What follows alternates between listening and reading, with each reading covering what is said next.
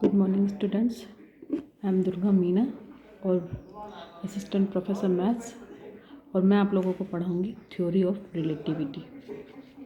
तो theory of relativity पढ़ाने से पहले मैं आपको जनरल इसका जो यूज़ करते हैं हम डेली यूज़ में वो बताऊंगी, इसका क्या है, क्या डेफिनेशन है। तो पहले तो मैं आपको एक डेफिनेशन बता देती हूँ जो हमारी बुक की डेफिनेशन है। The theory of the theory which deals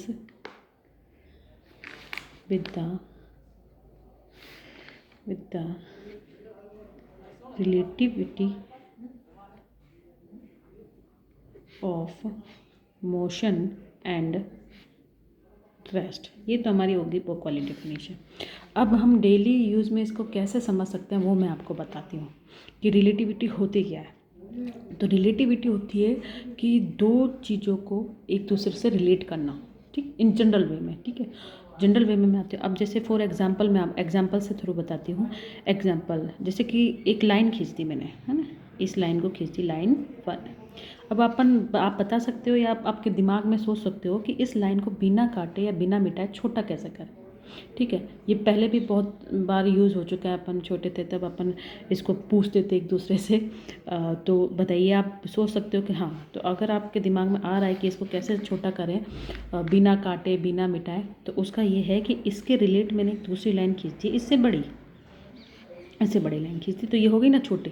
तो इसके रिलेट में एक दूसरी लाइन हम खींच देते हैं। तो ये ही एक रिलेटिविटी का एग्जाम्पल है कि एक दूसरे को, दो चीज़ों को एक दूसरे से रिलेट करना। ठीक है, तो ये लाइन 1 है और ये लाइन 2। अच्छा, इसी लाइन को कोई ऐसे बोले कि इस लाइन को बड़ा करके बताओ, बिना हाथ लगाए, बिना पेंसिल का यूज़ करे, पेन पेंसिल का इसको टच करे, इसको बड़ा कैसे करते हैं। तो इसके रिलेट में मैंने एक छोटी लाइन खींच दी है, लाइन 3। तो ये होती है रिलेटिविटी, है ना। ऐसे बहुत सारे एग्जाम्पल है जो हम डेली यूज़ में यूज़ करते हैं। तो ये सब चीज़ें रिलेटिविटी ही होती है, ये रिलेटिविटी का ही यूज़ हो रहा है यहाँ पर। ठीक है, तो अब ये तो हो गया एक सिंपल सा एग्जाम्पल। अब देखिए रिलेटिविटी के और क्या क्या एग्जाम्पल हो सकते हैं, मैं बता देती हूँ आपको। सबसे पहला एग्जाम्पल, लेंथ इज़ रिलेटिव। ठीक है, लेंथ इज़ रिलेटिव। और लेंथ में कैसे रिलेटिविटी का यूज़ होता है, ठीक है, रिलेटिव कैसे करती है लेंथ एक दूसरे को। तो लेंथ का सबसे बेस्ट एग्जांपल तो यही है। ठीक है, कि जैसे कि ये 3 लाइनें हैं, ए बी सी, ये ए है, ये बी है, ये सी है, ये बड़ी है इससे।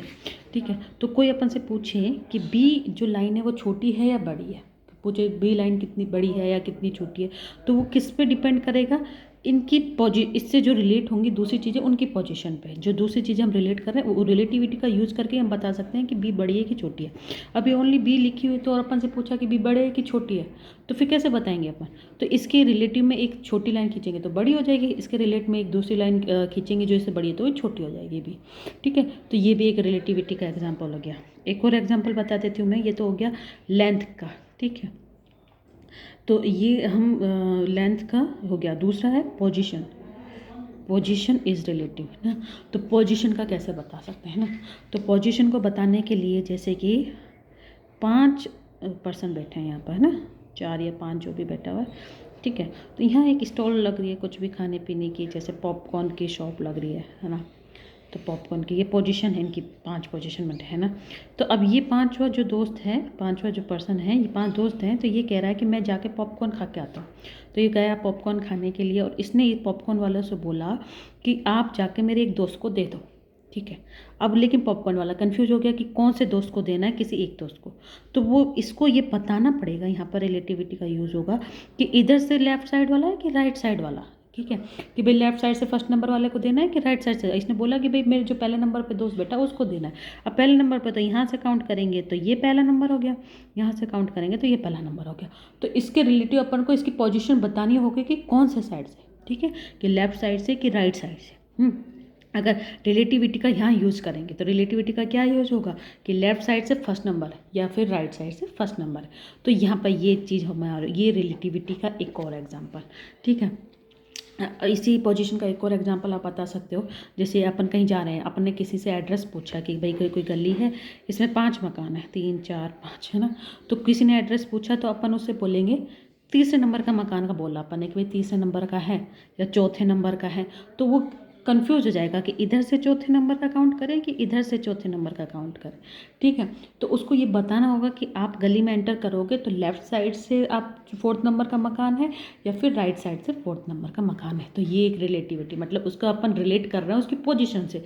जब तक उसकी पोजीशन एग्जैक्टली आप नहीं बताओगे तब तक आप उसका एड्रेस नहीं बता सकते हो। ठीक है, तो यहाँ पर हो गई हमारी, ये हो गई हमारा पोजीशन का रिलेटिव। ठीक है, अब थर्ड क्या होगा, टाइम ले लेते हैं। Time is relative.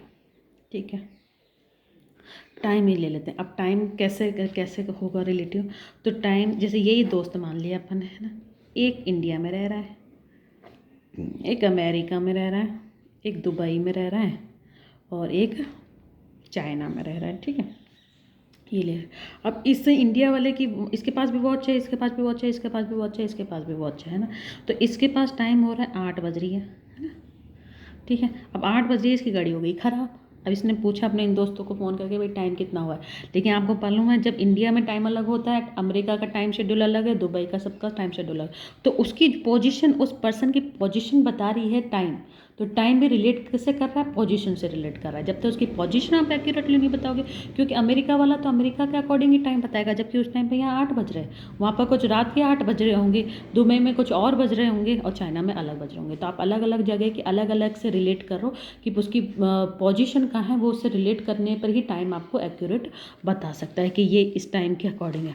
क्योंकि सबके पास अलग अलग टाइम है, अलग अलग जगहों पे है, तो वो अलग अलग ही टाइम आपको बताएंगे। ये तो हो गया हमारा किसका, टाइम से रिलेटेड। ठीक है, तो इस तरीके से आप 1 2 3, ये हो गई है टाइम। और फोर्थ एक और चीज़ जो सबसे मोस्ट इम्पोर्टेंट इज़ थ्योरी में है, रिलेटिविटी में, जिसका यूज़ ही, इसी का यूज़ हम ज़्यादा इसमें करेंगे, जो कि न्यूटन की थ्योरी भी इसमें यूज़ होती है और इसी से रिलेटेड है ये आपका मोशन या वेलोसिटी। ठीक है, मोशन क्या होता है, देखो मोशन को अपन को समझने के लिए सबसे पहले सबसे इजी एग्जांपल जो अपन डेली देखते ही हैं, है ना, वो है हमारा रेलवे स्टेशन, है ना। तो रेलवे स्टेशन में माना यहाँ पर एक ट्रेन है। ठीक है, एक ट्रेन यहाँ है, एक ट्रेन यहाँ है, ये प्लेटफॉर्म है और ये प्लेटफॉर्म है, ये प्लेटफॉर्म नंबर 1, ये प्लेटफॉर्म नंबर 2, है ना। तो इनसे अपन बता सकते हैं। अब जैसे ये ट्रेन, यहाँ पर कोई बैठा हुआ है, इसमें बैठा हुआ है, इसमें बैठा हुआ है, अब ये ट्रेन में बैठा हुआ है, ये चल रही है ट्रेन, है ना, ये ट्रेन चलती रही, तो इस वाले को अपन ने आपने देखा होगा, अरे ये वाली ट्रेन चल रही है कि अपनी वाली चल रही है, पता ही नहीं चलता है कि अपनी चल रही है कि इसके चल रही है। अपन को लगता है जब ये चलते तो ऐसा लगता है हमारी वाली चल रही है ना। तो जब ये चलती रहती है और जब ये पूरी पास आउट हो जाती है, यहाँ से गुजर जाती है, तो हमें ये प्लेटफॉर्म दिखाई देता है। अब अपन को लग रहा है अरे ये वाली चल रही थी, है ना। तो ये किस पर डिपेंड कर रहा है, इनकी देखने की स्थिति पे, ऑब्जर्वर की स्थिति पे, इनकी ये मोशन किस पर डिपेंड कर रही है, मोशन भी रिलेट किससे कर रही है, पोजीशन से रिलेट कर रही है, ऑब्जर्वर की उससे रिलेट कर रही है कि कहाँ कहाँ कैसे कैसे चल रहे हैं, है ना। ठीक है, यहाँ पर ये हो गया, ये चालू हो गई, लेकिन है ना। तो अब हम कहाँ पर बैठ के, ये मोशन किस पर डिपेंड कर रहा है कि हम कहाँ पर बैठ के ट्रेन को देख रहे हैं।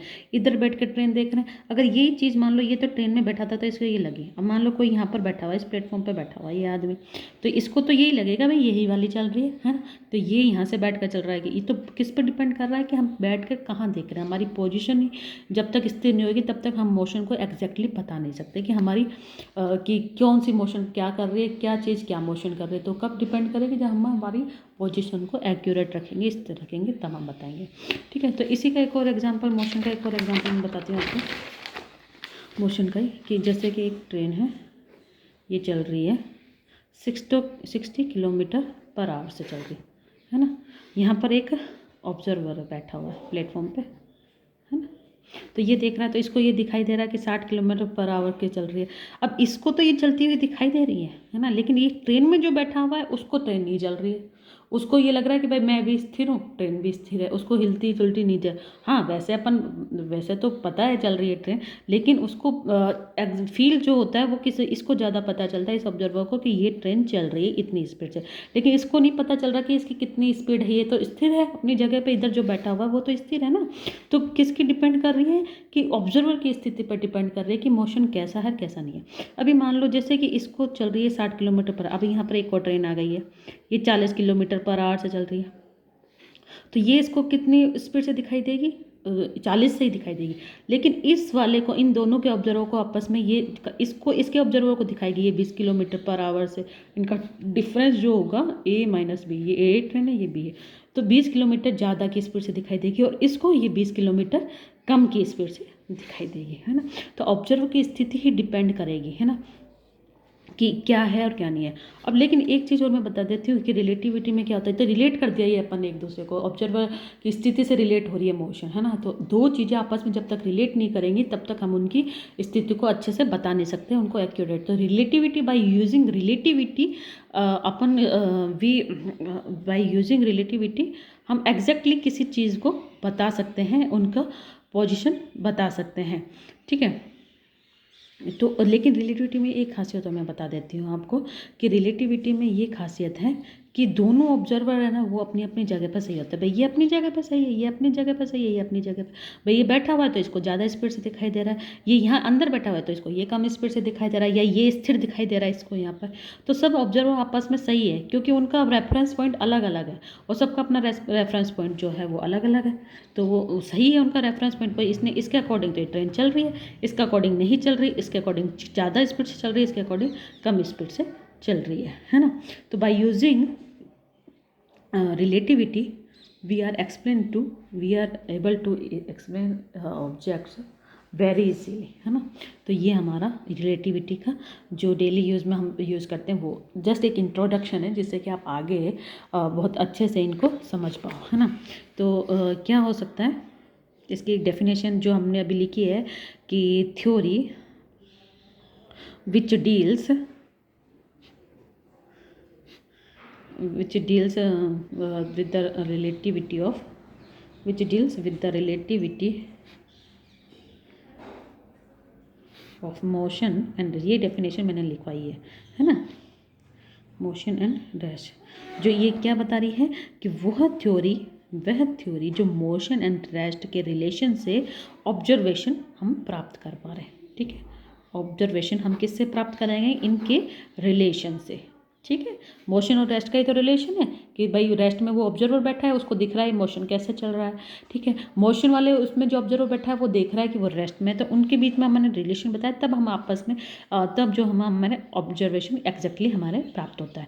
और इस थ्योरी ऑफ रिलेटिविटी की सहायता से, ठीक है, by help of theory of relativity हम क्या कर सकते हैं, डिफरेंट ऑब्जेक्ट, जो हमारे अलग अलग ऑब्जेक्ट हैं, हर जो ऑब्जेक्ट की डिफरेंट प्रॉपर्टीज़ प्राप्त कर सकते हैं, उनका मेजरमेंट प्राप्त कर सकते हैं, एक्सेलरेशन प्राप्त कर सकते हैं। तो ये सब किससे प्राप्त होगा, हमें using of theory of relativity, ठीक है। फ्रेम ऑफ रेफरेंसेस भी आगे मैं पढ़ाऊँगी इसमें, जिससे जो थ्योरी ऑफ रिलेटिविटी से हम प्राप्त करेंगे, ठीक है। अब देखो बस इसका एक लास्ट छोटा सा और पॉइंट मैं आपको बता देती हूँ। जो रिलेटिविटी है वो स्टार्ट कब हुई थी और किसने करी थी, इसकी जो शुरुआत है वो आइंस्टीन ने ही करी थी। इसकी शुरुआत 1905 में, है ना, ये करी थी। और ये जो थ्योरी ऑफ रिलेटिविटी है all about the Newton's theory of gravity, है ना। जो न्यूटन की जो थ्योरी थी मोशन और रेस्ट की, कि कोई गति, न्यूटन के जो लॉ थे गति के, कि जो कोई वस्तु अगर मोशन में है तो मोशन में ही रहेगी जब तक उस पर कोई फोर्स ना लगे, कोई वस्तु स्टेबल रहेगी जब तक रहेगी जब तक उस पर कोई फोर्स ना लगे, है ना। तो ये सब थ्योरी न्यूटन की थ्योरी है। इसी पे आइंस्टीन ने अपना और ज़्यादा इस पर फोकस करा और इसको और चेंजेस करने की कोशिश करी, क्योंकि प्रकाश की गति जो है वो जब मोशन में हो, रेस्ट में हो, जैसे वो हमें सेम रहेगी, उस पर कोई फ़र्क नहीं पड़ेगा। तो उसी से प्रेरित होकर आइंस्टीन ने थ्योरी ऑफ रिलेटिविटी को और अच्छे से पढ़ा और उसने इसी चीज़ पे ज़्यादा फोकस डाला, कांस्टेंट स्पीड पे, क्योंकि प्रकाश की गति क्या है, कांस्टेंट स्पीड पे है। तो उसी के मोशन और रेस्ट पे इसने थ्योरी ऑफ रिलेटिविटी को पढ़ा, जिससे उसने बोला स्पेशल थ्योरी ऑफ रिलेटिविटी। इसको पहले न्यूटोनियन रिलेटिविटी भी कहा गया था, लेकिन फिर आइंस्टीन ने इसको इसी के ऊपर अपना रिसर्च करा और आइंस्टीन के नाम से ही ज़्यादा रिलेटिविटी को जाना जाता है। तो ये जो है हम आगे पढ़ेंगे आइंस्टीन ने जो पढ़ाया कांस्टेंट स्पीड, अभी तक तो मैंने आपको सिर्फ एक इंट्रोडक्शन दिया जिससे आप रिलेटिविटी को समझ सको कि रिलेटिविटी एक्चुअल में होती क्या है। जो अब हमारा मेन जो हमारे पॉइंट्स है जो हमारे पेपर में आएंगे, जो हमारे एग्जाम में आएंगे, वो सब चीज़ों का मैंने आपको नोट्स बना के भेज भी दिया है, उसका इंट्रोडक्शन। ये सिर्फ हमारे डेली यूज़ में होने वाली थ्योरी ऑफ रिलेटिविटी के बारे में मैंने आपको बताया, तो इससे आप समझ सकते हो कि थ्योरी ऑफ रिलेटिविटी क्या होती है। ठीक है, तो आज के लिए ये इंट्रोडक्शन ही था। नेक्स्ट मैं आपको इसके बारे में और आगे पढ़ाऊँगी। तो that's all for today. Thank you.